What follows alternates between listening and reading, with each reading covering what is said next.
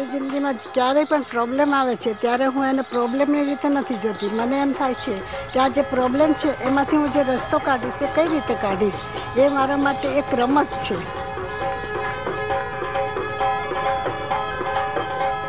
કચ્છની અંદર કાં તો દુષ્કાળ પડે છે, કાં તો સાયક્લોન આવે છે, ધરતીકંપ આવે છે, એટલે હાર્ડશીપ સખત છે.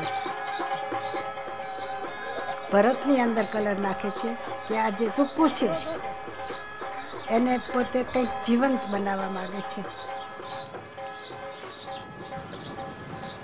મેં જ્યારે સૃજન 37 વર્ષ પહેલાં જ્યારે મેં શરૂ કર્યું ત્યારે હાલત એટલી બધી ખરાબ હતી કે એ લોકોને આગળ વધવા માટે કે ભણવા માટે કે ખેતી કરવા માટે એમની પાસે કાંઈ હતું જ નહીં.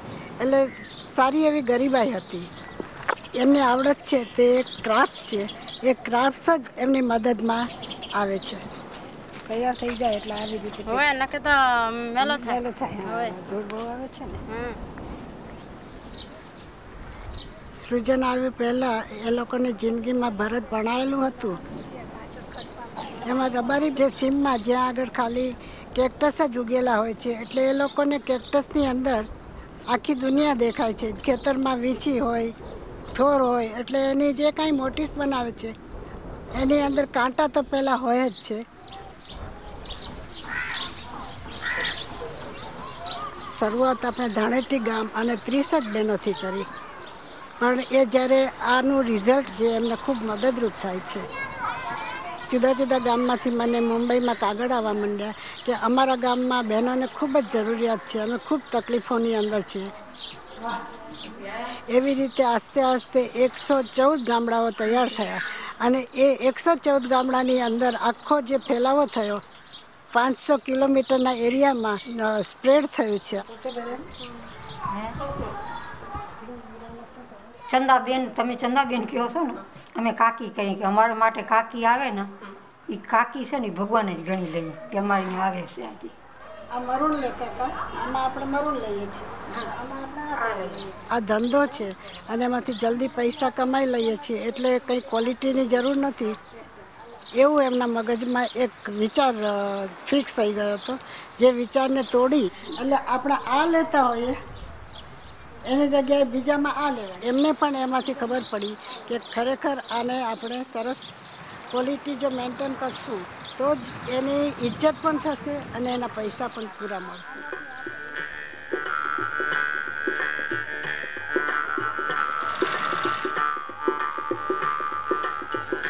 ઘણા બધા દૂરના ગામડાઓ એવા છે કે જ્યાંથી બહેનો બહાર નીકળતી જ નથી. એ લોકોને માટે આ સમજવા માટેની એક ડિઝાઇન બેંક છે જે મોબાઈલ વાનની અંદર ગામડે ગામડે જશે અને એ લોકોને આની અંદરથી પ્રેરણા પૂરી પડશે.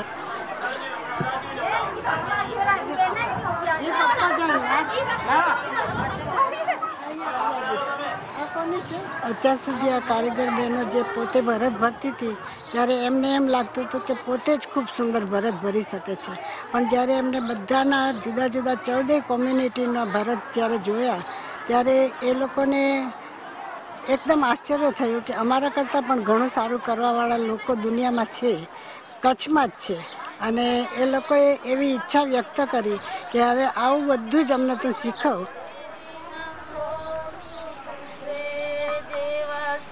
આ જે રોલેક્સનો ફંડ છે એ મળે તો આપણે જો સરસ રીતે ડોક્યુમેન્ટ કરાવી શકીએ, બધાની સ્ટોરી લખી શકીએ. આનો જે આત્મા છે, આની અંદરનો જે કલા છે એ જે ખોવાઈ ન જાય.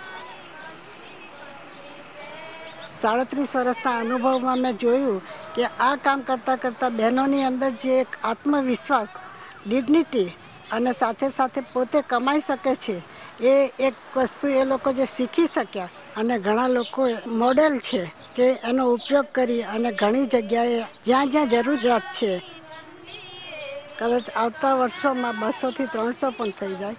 અને હવે પછીના વર્ષોમાં મારી ગણતરી એ જ છે કે હું આ રીતે બહેનોને તૈયાર કરું.